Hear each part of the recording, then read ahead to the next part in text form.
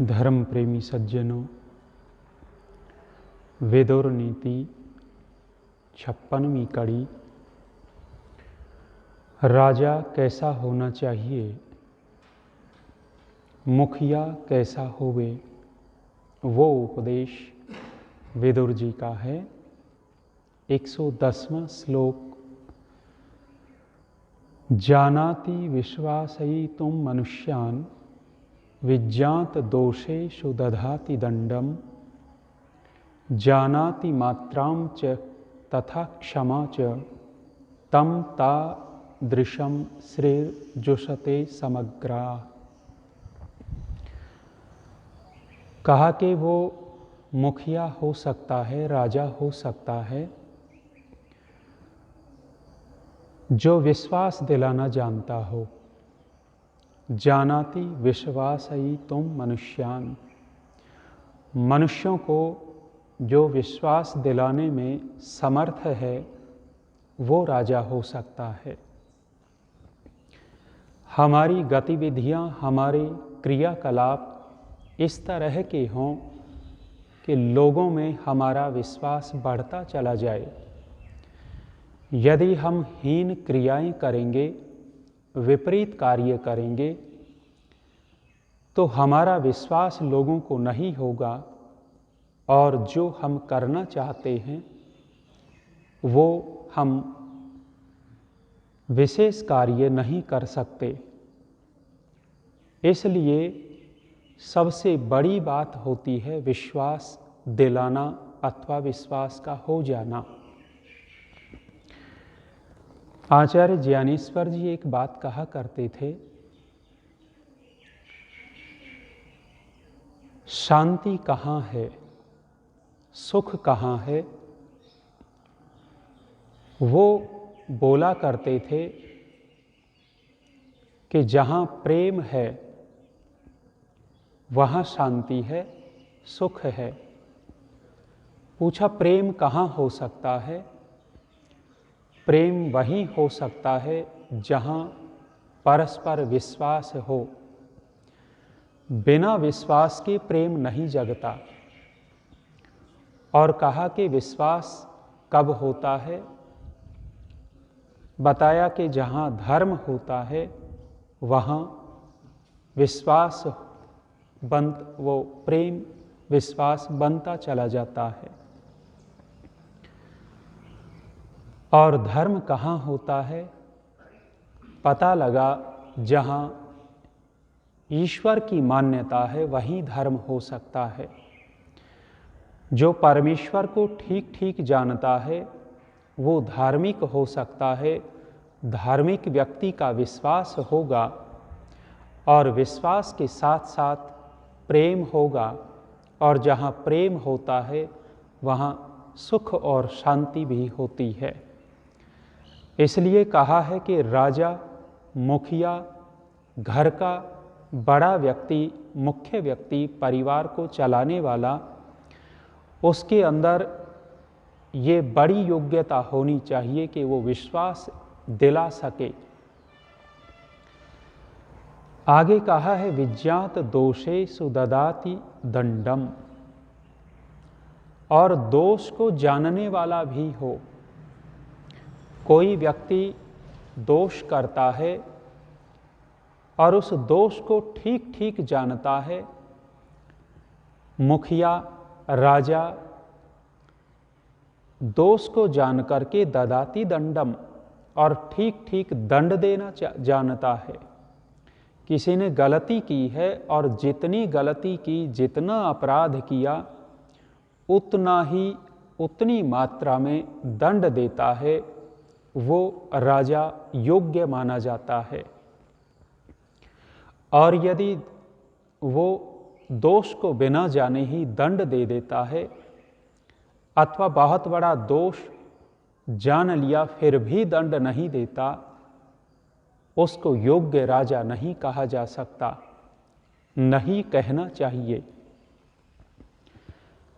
विदेशों में भी कुछ कुछ होता ही होगा, लेकिन अपने भारत देश में ये बहुत ज़्यादा होता है। पता होता है कि इस व्यक्ति ने अपराध किया है, निश्चय होता है, पुलिस भी जानती है ये अपराधी है, वकील भी जानता है ये अपराधी है, जज भी जानता है कि ये अपराधी है, लेकिन यहाँ का तंत्र ऐसा, यहाँ की न्याय व्यवस्था ऐसी कि अपराधी को दंड नहीं दिया जाता, छोड़ दिया जाता है। और कालांतर में आगे जाकर के वो अपराधी और कितने बड़े बड़े अपराध करेगा, समाज की हानि कितनी बड़ी कर देगा, उसके ऊपर विचार नहीं किया जाता। बहुत तुच्छ स्वार्थ को लेकर के ये न्याय प्रणाली को एक तरफ रख करके अपराधी को छोड़ दिया जाता है। अथवा पुलिस को भी पता होता है कि इसने अपराध नहीं कर रखा, तब भी पकड़ लेती है, और पकड़ने के बाद मुकदमा भी चलता है, वकील को भी पता लग जाता है कि ये अपराधी नहीं है, लेकिन वो वकील भी अपराधी घोषित करने के लिए पूरी वकालत करता है। और जज भी जानता है कि अपराधी नहीं है, लेकिन उसको अपराधी बना करके दंड दे देता है। इस तरह का जहाँ होता हो, वहाँ समझिएगा कि राजा योग्य नहीं है।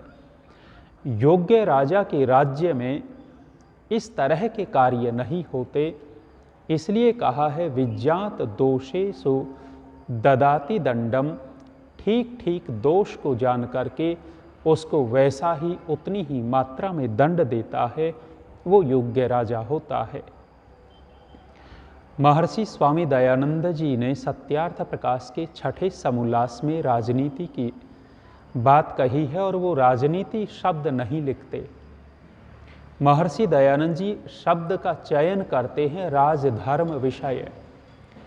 राजधर्म विषय अर्थात वहाँ जो भी नेता बनता है, राजा बनता है, अधिकारी बनता है, तो उसका धर्म क्या है, और वहाँ दंड का विधान किया गया है।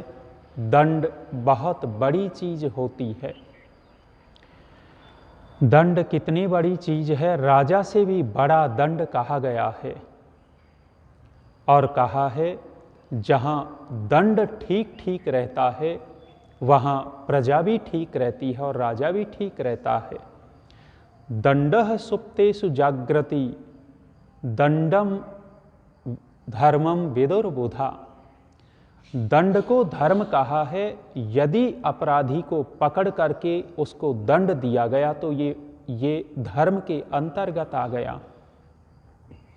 और वहाँ दंड का विधान करते हुए अलग अलग दंड कहे हैं। एक धिक दंड कहा है। धिक दंड का मतलब धिक्कार है तेरे को, शर्म नहीं आई, ऐसा काम कर डाला, ये कहना भी एक प्रकार का दंड है। और व्यक्ति यदि समझदार होता है तो इतने से दंड से ही सुधर जाता है। कोई इतने दंड से नहीं मान रहा, उसको मारना पीटना नहीं किया गया, उसको जेल में नहीं डाला गया, लेकिन समाज से बहिष्कृत कर दिया उसको। समाज से बहिष्कृत कर देना भी बहुत बड़ा दंड है। और यदि बुद्धिमान आदमी होगा तो इस दंड से सुधरेगा, परिवर्तन करेगा। और दंड देने लगे तो किसी को थोड़ी सी पिटाई करके दंड दिया जाता है। पिटाई से काम नहीं चलता तो जेल में डाल करके दंड दिया जाता है। कठोर परिश्रम करवा करके दंड दिया जाता है। और मृत्यु दंड का भी विधान है। जब अपराध बहुत बड़ा हो जाता है तो व्यक्ति को मृत्यु दंड दिया जाता है। और मृत्यु दंड देने के भी अलग अलग प्रकार कर दिए। किसी को फांसी देकर के मृत्यु दंड देते हैं, किसी को सूली पर चढ़ाकर के मृत्यु दंड दिया जाता था। कोई गर्दन उसकी टिकवा करके, और जो जल्लाद होता था वो तलवार से उसकी गर्दन काट देता था। ये भी मृत्यु ही दंड है। लेकिन मृत्यु दंड के भी प्रकार अलग अलग। और मनुस्मृति का संविधान ये कहता है कि यदि समाज को व्यवस्थित रखना है तो दंड विधिवत कठोरता पूर्वक देना ही चाहिए, देना होता है। यदि कोई चोरी करता है और चोरी करने से बाज नहीं आ रहा, रुक नहीं रहा है, तो वहाँ हाथ काटने का दंड है। दोनों हाथ उसके काट दिए जाएं, ये कितना बड़ा दंड है। लेकिन हमें लगता है वर्तमान की परिस्थिति में बहुत कम देशों में ऐसा कानून होगा। और कितने बड़े बड़े दंड हैं, है तो मृत्यु दंड।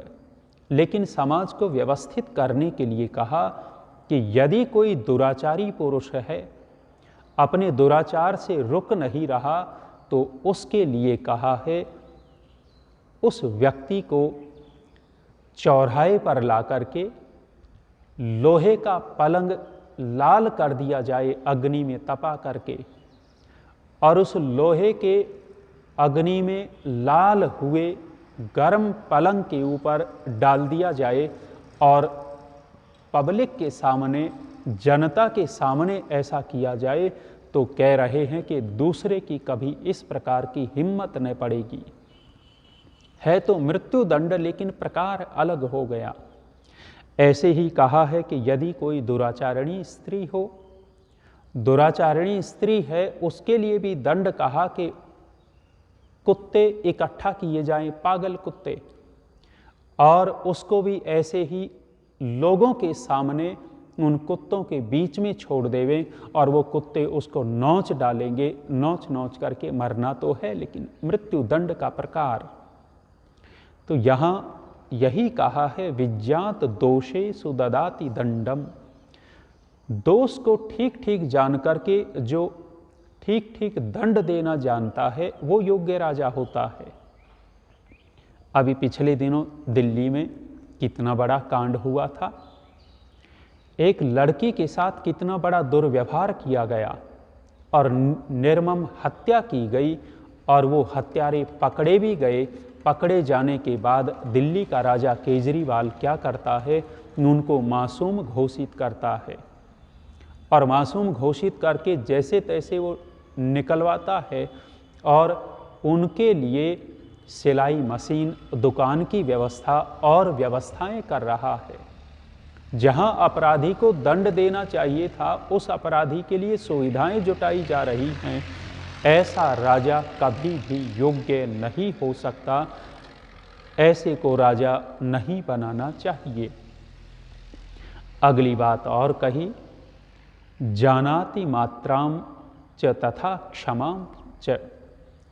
कह रहे हैं कि उसकी मात्रा को जान करके अपराध की मात्रा जानी, और मात्रा जान करके उसको क्षमादान भी देना जानता है। राजा के अंदर क्षमाशीलता भी होती है। दोष तो किया है, लेकिन व्यक्ति को देखा और उसके दोष को देखा, दोष को देख करके वो क्षमा करना भी जानता है। यदि क्षमा करने में अधिक लाभ होता हो, उस व्यक्ति को इतने मात्र से ही सुधार का अवसर मिल रहा हो, तो कहा है कि ऐसी परिस्थिति देख करके राजा क्षमा करना जानता भी हो, तो ऐसा राजा योग्य कहलाता है। और ऐसे राजा के पास तम तादृशम श्रेहि जुषते समग्रा। ऐसे राजा के पास सब प्रकार की श्रेहि, ऐश्वर्य अपने आप आता चला जाता है। उस राजा की प्रसिद्धि बढ़ती चली जाएगी, उस राजा के ऊपर विश्वास अधिक लोगों का होता चला जाएगा। ऐसे राजा की शरण में धार्मिक लोग आकर के अपने आप को सुरक्षित समझेंगे, और जब इस तरह का राजा हो तो उस राजा के पास किसी भी प्रकार की कमी नहीं हुआ करती। कई राजा इस तरह से अन्याय कर देते थे कि उनके राज्य में वर्षों वर्षों तक अकाल पड़ जाता था। वर्षों वर्षों तक अकाल पड़ जाता था, ऋषियों के पास जाते और उनको बताया जाता कि कोई न कोई अधर्म जरूर हुआ है तुमसे। फिर वो राजा प्रायश्चित करता और प्रायश्चित करता, ऋषि लोग उपाय बताते तो अकाल की स्थिति हट करके वर्षा आदि होती और फिर से राजा अपने व्यवहार को ठीक करके प्रजा का पालन किया करता था। तो ये राजा के लक्षण हैं और इस तरह का राजा यदि होता है तो उसके पास सब ओर से समग्र श्रेय सेवन किया करती है, अर्थात उसको संपूर्ण ऐश्वर्य प्राप्त हुआ करता है। थोड़ा नहीं, पूरा का पूरा ऐश्वर्य। इतना ही। ओम शांति।